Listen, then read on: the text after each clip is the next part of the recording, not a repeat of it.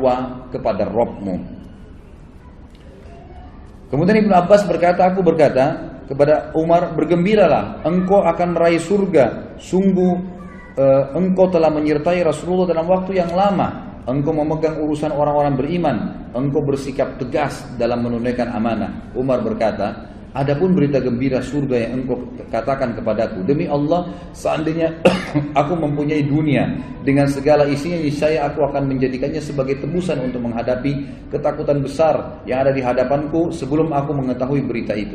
Maksudnya, aku akan, ya, belum bisa aku mengatakan itulah pegangan, itu jadikan pegangan surga itu, walaupun sudah dijamin oleh Nabi SAW. Kalau seandainya aku punya dunia dan seluruh isinya, aku akan jadikan sebagai tebusan agar bisa mendapatkan surga itu. Adapun ucapanmu bahwasanya aku telah memegang urusan umat Islam, demi Allah aku berharap bahwa hal itu tidak ada sambutannya denganku. Untung ruginya tidak ada hubungannya denganku. Adapun yang engkau katakan bahwa aku telah menyertai Nabi SAW, maka hal tersebut benar. Hal tersebut benar. Ini diriwayatkan oleh Imam Ahmad dalam musnadnya. Kemudian Imam Az-Zahabi juga mengatakan, Ibnu Umar berkata radhiyallahu anhum ajma'in, kepala Umar berada di pangkuanku pada saat beliau sedang tertusuk, ya. Lalu ia berkata, letakkan pipiku di tanah, kata Umar. Lalu aku meletakkannya, kata Abdullah bin Umar radhiyallahu anhu ajma'in. Dia berkata, celaka bagiku dan celaka bagi ibuku jika Rabbku tidak merahmatiku. Artinya betul-betul kecelakaan, ya, luar biasa kalau sampai aku tidak, ya, diampuni oleh Allah Subhanahu wa taala. Lalu beliau sempat sebelum meninggal juga memberikan wasiat kepada, beliau mengatakan, aku berwasiat kepada khalifah yang datang setelahku, berbuat baik kepada muhajirin angkatan pertama, karena mereka lah orang-orang yang telah masuk Islam di awal, ya, dan memberikan hak-hak mereka, menghormati mereka. Yang kedua, aku berwasiat kepada orang-orang Ansar yang telah memperjuangkan dan menjual seluruh harta dan jiwa mereka untuk agama. Lalu berbuat baiklah kepada rakyat-rakyat di kota-kota dan di desa-desa, karena mereka adalah pejuang-pejuang Islam. Berbuat baiklah kepada orang-orang Badui, karena mereka adalah orang-orang asli muasal orang Arab dan penopang Islam. Serta aku juga mewasiatkan berbuat baik kepada zimmah, ahli zimmah, orang-orang kafir yang di bawah naungan pemerintahan Islam, karena, ya, hak mereka harus dipenuhi sebagaimana Nabi SAW perintahkan. Ada beberapa pujian sahabat-sahabat, ya, yang kita akan sebutkan poin-poinnya sebelum disebutkan kematian beliau radhiyallahu anhu kepada Umar bin Khattab, dan ini pada saat menjelang Umar bin Khattab sakarat dan meninggal dunia, dan beliau meninggal disebutkan dalam banyak athar sangat muda. Tiba-tiba saja beliau setelah memberikan wasiat tadi tentang khalifah setelahnya, lalu beliau menutupkan mata dan beliau meninggal dunia seketika pada saat itu. Tidak ada sesuatu yang melihat itu berat, susah, nggak ada seperti itu. Lalu pada saat itulah puji-pujian harum dari para sahabat datang kepada beliau. Jadi semenjak mereka lihat Umar sudah mulai melemah, sudah mulai ada puji-pujian yang keluar sampai beliau, ya, dimakamkan. Yang pertama, Abu Wail menyebutkan rahimahullah berkata, Abdullah bin Mas'ud radhiyallahu anhu datang kepada kami, dia menyampaikan berita kematian Umar kepada kami. Aku tidak melihat hari yang banyak tangisan dan kesedihan daripada hari itu. Kemudian Abdullah berkata, demi Allah, jika aku tahu bahwasanya Umar menyukai anjing, niscaya aku akan menyukainya. Maksudnya saking fanatiknya dengan Umar dan pendapatnya radhiyallahu anhum ajma'in. Umar bin Khattab selalu benar, dan ini disebutkan, ya, dinukil 195 dalam buku Ar-Riyadun Nadhirah, ya. Kemudian Hudzaifah juga berkata, ini kisah atau ungkapan yang kedua, bahwa dia berkata pada hari kematian Umar, pada hari ini kaum muslimin meninggalkan sebuah sisi pagar Islam, artinya kehilangan pagar benteng mereka. Abdullah bin Abbas juga berkata, Hudzaifah juga berkata di statement yang lain, Islam pada zaman Umar seperti seorang laki-laki yang melangkah maju. Dia tidak bertambah kecuali dekat. Tetapi ketika Umar terbunuh, maka seorang laki-laki itu seperti mundur. Artinya, waktu Umar datang, Islam terus maju, mengekspansi sampai kemanapun, dikenal oleh orang. Waktu Umar meninggal, seakan-akan Islam yang berbentuk seperti orang itu mundur, gitu kan? Seakan-akan mundur. Jadi tidak ada lagi yang bisa mengikuti langkah-langkah Umar. Abdullah bin Abbas berkata dalam kisah yang lain atau pendapat beliau,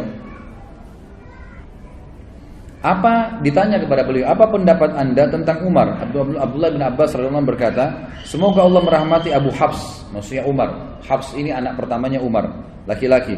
Demi Allah dia adalah pembela Islam, pengayom anak-anak yatim, tempat tinggal tempat tinggal iman, sumber kebaikan, penyantun orang-orang lemah, benteng bagi para khalifah, kokoh dalam kebenaran, suka membantu orang lain, menegakkan hak Allah dengan sabar dan berharap pahala kepada Allah sehingga agama ini tegak. Dia telah memperlebar wilayah kaum muslimin, mengingat Allah SWT di atas bukit dan daratan, memuliakan Allah dalam keadaan senang dan susah, bersyukur kepadanya di setiap waktu, maka Allah akan menimpakan penyesalan kepada siapa saja yang membencinya sampai hari kiamat.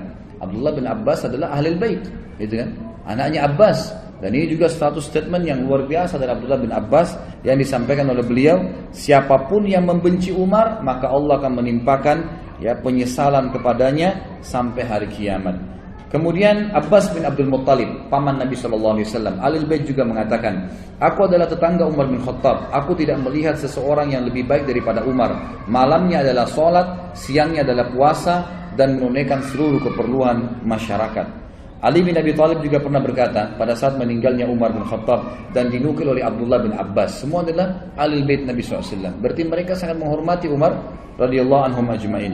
Ali berdoa, berkata, Ali mendoakan Umar agar Allah merahmatinya. Kata Abdullah bin Abbas, dia berkata, engkau tidak meninggalkan seseorang di mana aku lebih menyukai bertemu Allah dengan amalan seperti amalanmu, hai Umar. Demi Allah, aku sudah mengira bahwasanya Allah akan menjadikanmu bersama sahabatmu, karena aku sering mendengarkan Nabi SAW bersabda, "Zahabtu ana wa Abu Bakar wa Umar, wa dakhaltu ana wa Abu Bakar wa Umar, wa kharajtu ana wa Abu Bakar wa Umar." Aku sering mendengar, kata Ali radhiyallahu anhu ajma'in, Nabi SAW bersabda, aku pergi bersama Abu Bakar dan Umar, aku masuk bersama Abu Bakar dan Umar, dan aku keluar bersama Abu Bakar dan Umar. Jadi ini jelas statement Ali radhiyallahu anhu mengatakan wajar kalau kamu dikubur bersama Nabi SAW dan Abu Bakar. Abdullah bin Abbas juga berkata, perbanyaklah mengingat Umar, karena jika kalian mengingatnya, niscaya kalian akan mengingat keadilan. Jika kalian mengingat keadilan, niscaya kalian akan mengingat Allah tabaraka wa ta'ala. Jadi ini statement yang sangat luar biasa.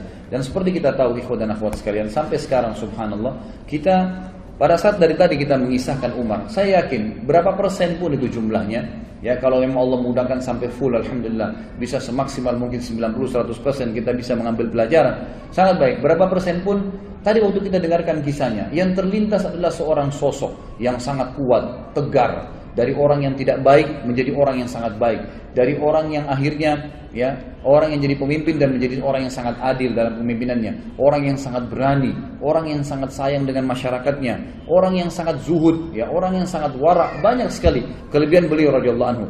Dan dengan membaca kisah beliau, kita akan bertambah iman. Baru membaca kisahnya, bagaimana dengan dia sendiri yang sudah hidup pada masa itu radhiyallahu anhu.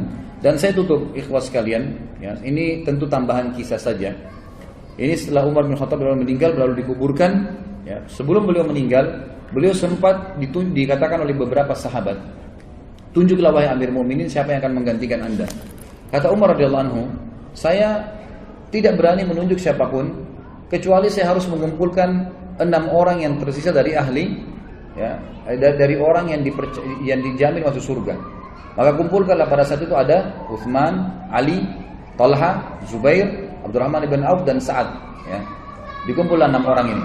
Lalu kata Umar radhiyallahu anhu, kumpullah mereka ini. Lalu Umar memanggil mereka ke dalam rumahnya Umar. Lalu Umar berkata, ini ada kamar saya. Ini kamar sering saya gunakan untuk kebutuhan muslimin. Berkumpullah kalian di dalam kamar ini dan musyawarahlah agar ada orang di antara kalian yang bisa menggantikan saya setelah saya meninggal. Dan ingat, wahai Abdurrahman, kau jadi pimpinannya.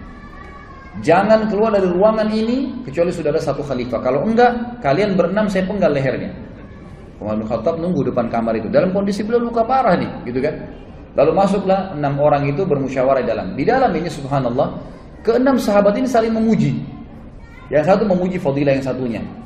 Rasulullah SAW bersabda tentang kamu begini, tentang kamu begini. Utsman memuji Ali, Ali memuji Talha, Talha memuji Zubair, terus begitu. Sampai hadis-hadis banyak disebutkan tentang fadilah masing-masing. Terakhir terkerucut dari 6 orang, 2 orang, Utsman dan Ali. Dan akhirnya Utsman bin Affan unggul dengan 2 buah hadis. Tentang hadis Allah malaikat malu dengan Utsman, dan juga tentang jaminan Nabi SAW surga kepada Utsman setelah membiayai perang Ushrah. Baik, akhirnya mereka mengatakan Utsman kau tidak bisa mengelak. Utsman pun akhirnya mengatakan baiklah.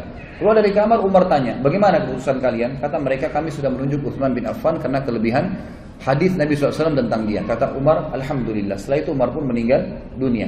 Jadi ini fadilah yang Umar radhiyallahu anhu lakukan. Ada sebuah kisah yang saya tutup dengan kisah ini, sebenarnya tidak berhubungan dengan kematian Umar, tapi saya sempat mendengarkan kisah ini dari salah satu masyayikh, ya, yang beliau sampaikan dalam kasetnya. Saya tambahkan saja. Umar bin Khattab radhiyallahu anhu, beliau sangat senang kalau sudah selesai urusan pemerintahan diurus, beliau sering duduk di masjid dan menunggu kalau ada orang yang mengeluh lagi, atau beliau mendengarkan kisah-kisah unik. Satu waktu ada orang yang datang, dan ini kisah membuat Umar bin Khattab menangis dan tersentuh secara imaniyah. Dan ini juga syekh yang menyampaikan sampai menangis. Saya lihat cuplikan itu, beliau menangis mendengar kisah ini, sambil berdoa kepada Allah seperti doanya laki-laki yang akan diceritakan dalam kisah ini. Umar bin Khattab sering kali duduk atau menunggu orang, lalu kemudian dia punya seseorang yang selalu mendampingi dia. Ini tidak disebutkan dalam kisah ini siapa dia. Biasanya Utsman bin Affan atau Abdurrahman bin Auf atau Abdullah bin Abbas. 3 sahabat ini sering mendampingi Umar radhiyallahu anhu di samping kanan atau kirinya. Lalu masuklah 2 orang dalam masjid waktu itu, kembar, persis sama, bajunya sama, ya, semua penampilannya sama, rambutnya, alisnya, kulitnya, tinggi badannya, paras wajah, postur tubuh sama semua, nggak ada bedanya, seperti orang kembar gitu. Tapi kembarnya ini luar biasa uniknya gitu, semua sama. Lalu Umar bertanya kepada orang di sebelahnya, siapa orang ini, 2 orang itu? Yang di sebelahnya bilang kepada Umar, itu Amirul Mukminin, ayah sama anaknya. Umar kaget. Umar mengatakan, ayah sama anaknya, seperti seakan-akan saudara kembar. Jadi hampir sama, rambutnya sama-sama. Dia masih hitam, masih muda rambutnya si ayah ini gitu. Kondisi fisiknya masih sama dengan anaknya. Lalu Umar yang angkat suara mengatakan, ajaban ma ra'aitul yaum, sungguh mengagumkan apa yang saya lihat hari ini. Lalu mengarahkan pandangan beliau ke ayahnya si anak tadi yang Anda jalan di depan. Lalu ayahnya mengatakan, wahai Amir Mukminin, kalau Anda mendengar kisah anak saya ini, dia lahir dari rahim ibunya, sementara ibunya di kuburan, Anda lebih kaget. Kata Umar, anak ini lahir di kuburan dari ibunya yang sudah mati? Kata ayahnya, iya Amir Mukminin. Begini ceritanya. Umar bilang, ceritakan saya rahimakallah, semoga Allah merahmatimu. Dia bilang, begini cerita Amir Mukminin. Saya waktu ibunya anak ini masih hidup di Madinah, masyarakat Madinah, orang-orang dari Ansar ini. Dia bilang, saya waktu ibunya masih hidup anak ini, sempat waktu hamil pertama, anaknya cuma 1, lagi hamil 3 bulan, ya. Saya kemudian punya hajat, ingin keluar dari kota Madinah, ingin pergi. Dan zaman dulu orang kalau mengadakan perjalanan jemaah sekalian itu menganggap dirinya sudah bisa kembali, bisa enggak. Karena kalau perjalanan bisa dirampok tengah jalan, bisa mati, bisa enggak kembali. Sekarang masih ada, mungkin bisa beli tiket pulang pergi, atau kalau meninggal ada informasi yang sampai ke keluarganya. Zaman dulu enggak. Maka orang kalau sudah pamit mau pergi jihad, mau pergi bisnis, maka itu dianggap oleh keluarganya sudah meninggal. Dia bilang, istri saya pun melarang saya, meminta jangan pergi, ya. Padahal ini saya sudah harus pergi. Maka saya pun mengetahui kalau istri saya ragu karena masalah anaknya. Lalu saya memegang perut istri saya sambil mengatakan, ya Allah, saya mengamanahkan anakku yang ada di rahim atau di perut istriku ini, jagalah ya Allah. Lalu dia bilang, saya pun pergi. Setelah saya pergi, saya kembali 6 atau 7 bulan setelah itu. Jadi pas waktu melahirkan istrinya dia balik. Pada saat saya tiba di rumah saya waktu maghrib, kemudian saya coba ke rumah saya, tidak ada orang. Saya kemudian mendatangi kerabat-kerabat saya terdekat yang ada di Masjid Nabi. Saya tanyakan mana istri saya, mereka bilang istrimu sudah meninggal 2 minggu yang lalu. Sudah meninggal 2 minggu yang lalu. Maka saya pun ya sholat isya, dan saya setelah isya mau pulang ke rumah saya dan mengunjungi beberapa kerabat istri saya untuk menyampaikan takziahnya, gitu kan. Kemudian saya lewatin Baqi dan saya bilang pada teman-teman saya dan kerabat saya, mana kuburan istri saya? Ditunjuklah. Dia bilang, begitu saya lewat dekat kuburan istri saya, di atas kuburan istri saya ada asap keluar, asap, banyak sekali asap itu. Lalu kemudian saya bilang, apa ini? Kata keluarganya dan teman-temannya, ini terjadi dari semenjak kami masukkan istrimu di kuburan 2 minggu lalu. Setiap hari keluar asap, setiap hari. Kami juga nggak tahu apa. Kata suaminya apa? Demi Allah, saya tidak tahu dari istri saya ini kecuali kebaikan. Orangnya baik sekali, patuh pada suami, sholatnya terjaga, puasanya terjaga. Nggak mungkin ini keburukan, pasti Allah tunjukkan kebaikan. Dia bilang, lalu tergeraklah hati saya Amirul Mukminin untuk menggali kuburan istri saya. Waktu saya gali, saya temukan anak saya ini berada di bawah rahim istri saya yang sudah mati, gitu kan? Ada di situ, hidup. Dan terdengar suara, dia bilang, saya tidak tahu dari mana yang berbunyi, wahai fulan, dipanggil namanya orang ini, wahai fulan, ambillah anakmu yang kau telah jadikan amanah di tangan Allah Subhanahu wa taala. Sampai Amir Mukminin menangis. Umar dan orang ini menangis sambil berkata, wahai Amir Mukminin, demi Allah, saya sangat yakin kalau seandainya waktu itu saya juga memegang pundak istri saya dan saya katakan, ya Allah, saya amanahkan istri saya. Saya pegang tembok rumah saya dan saya katakan, saya amanahkan tembok rumah ini, ya Allah, maka saya yakin istri saya masih Allah panjangkan umurnya. Tapi ya Amir Mukminin, saya cuma mendoakan anak saya dan inilah anak saya yang Anda anggap unik tadi itu. Maka ini pelajaran juga besar. Bagaimana kita bisa ambil bahwasanya orang melibatkan Allah Azza wa Jalla dalam segala kehidupannya, gitu kan? Nah, ini sangat bermanfaat. Selalu berdoa, ya Allah, saya mengamanahkan istri saya, anak saya, diri saya, harta saya, ilmu saya, apa yang saya miliki kepadamu ya Allah. Maka Allah SWT akan menjaganya dengan izin Allah Subhanahu wa taala. Mudah-mudahan apa yang kita bahas tentang Umar Al-Faruq radhiyallahu anhu ini bermanfaat buat kita dan Allah memberkahi majelis kita ini dan Allah Subhanahu wa taala menjadikannya sebagai tambahan di dalam timbangan amal kita.